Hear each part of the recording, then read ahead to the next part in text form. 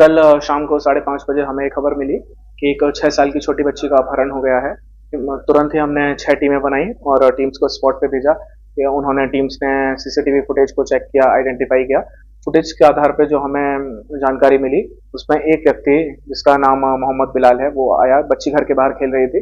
बच्ची को वहां से बहला के फुसला के कि आपको साइकिल देंगे और आपकी साइकिल आपके फादर ने ला के रखी है।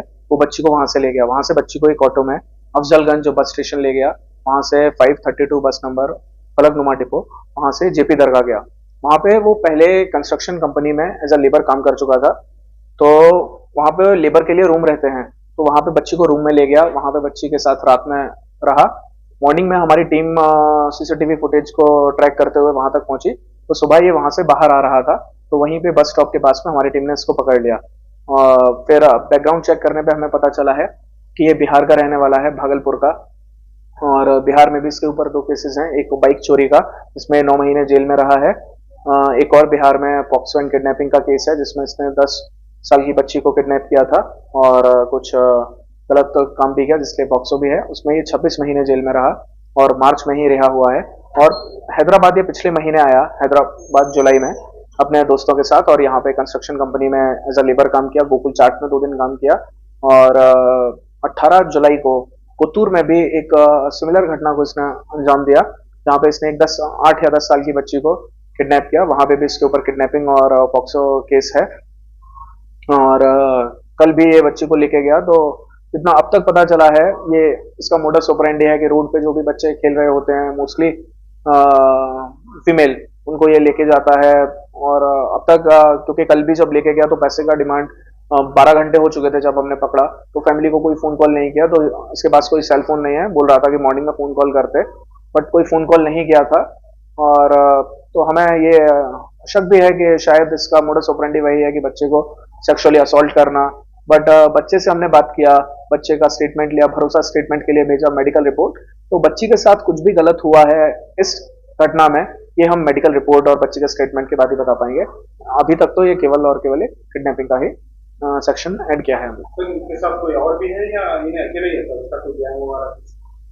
नहीं, अभी तक जितनी भी जानकारी मिली है, ये अकेले ही इस तरह की घटना, और इसके पीछे कोई ऐसा प्लानिंग नहीं रहता कि इसने पहले रैकी कर लिया, बच्चों को आइडेंटिफाई कर रहा है। ऐसा रोड पे चलते हुए कोई भी बच्चे दिखे जो पेरेंट्स के सुपरविजन में नहीं है, इसको अकेले देखते हैं, उनको लेके जा रहा है। पुरानी केसेस में भी इसके साथ में कोई अकॉम्प्लिस या पार्टनर नहीं रहा है, अकेले ही ये काम कर रहा है। तो यहाँ पर कितने साल से रह रहा था? हैदराबाद ये पिछले महीने आया, जुलाई में। इसके साथ में इसके 2 दोस्त थे, जो इसको बताया कि यहाँ पे एक कंपनी है जो जिसमें एज अ लेबर आप काम कर सकते हो। तो इसने वहां पे भी 4-5 दिन काम किया। फिर इसका एक दोस्त जो है वो वापस बिहार चला गया। एक दोस्त अभी भी काम कर रहा है, तो वो लेबर का ही काम कर रहे हैं, बट ये इस तरह की हरकतें भी कर रहे हैं। So as of now we have come to, हाँ, अभी तक हमें 3 केसेस के बारे में पता चला है। हाँ, पॉक्सो 3 केसेस, एक हमारा इंसिडेंट हो गया which is only kidnapping till now. Then Kotur का एक केस जो पॉक्सो केस है, एक बिहार का केस। तीनों ही केसेस में इसने ना ही बच्चों को चाइल्ड लेबर के लिए सेल किया, ना ही किसी ट्रैफिकिंग रैकेट को हैंड ओवर किया। तीनों केसेस में इसने बच्चों को उठाया। हमारे केसेस में अब तक ओनली किडनैपिंग का ही हमारे पास एविडेंस है, बट बाकी 2 केसेस में इसने बच्चों को सेक्सुअली असॉल्ट किया और फिर बच्चे रिकवर हो गए। तो फर्दर बच्चों को बेचा या कुछ और मोटिव, वो दोनों केसेस में सामने नहीं आया। तो क्योंकि कल शाम को इंसिडेंट हुआ, मॉर्निंग में पकड़ लिया, उसने कोई फोन कॉल नहीं किया। बिहार के केस के बारे में हमारे को कंप्लीट जानकारी नहीं है। कोतूर में भी फैमिली को कोई कॉल नहीं किया करने पे। तो वो यही बोल रहा है कि उसका मोटिव यही है कि कुछ पैसे मिल जाएं, बट उसने फोन कॉल नहीं किया डिमांड करते हुए कि अगर आप पैसे दोगे तो हम आपके बच्चे को रिलीज करेंगे। इस तरह का कोई फोन कॉल उसने अब तक नहीं किया। अपार्ट फ्रॉम ये मुस्कान और ऑपरेशन स्माइल के अलावा कोई भी एक कंसर्टेड प्रोग्राम तो नहीं है गवर्नमेंट या पुलिस का कि जहाँ पे हम बच्चों को रेस्क्यू कर रहे हैं। बट हम लोगों को अवेयर करते रहते हैं कि बच्चों को बिना किसी सुपरविजन के पब्लिक प्लेसेस में ना छोड़ें। बच्चे अगर घर के बाहर जा रहे हैं तो घर वाले उनके ऊपर नजर रखें।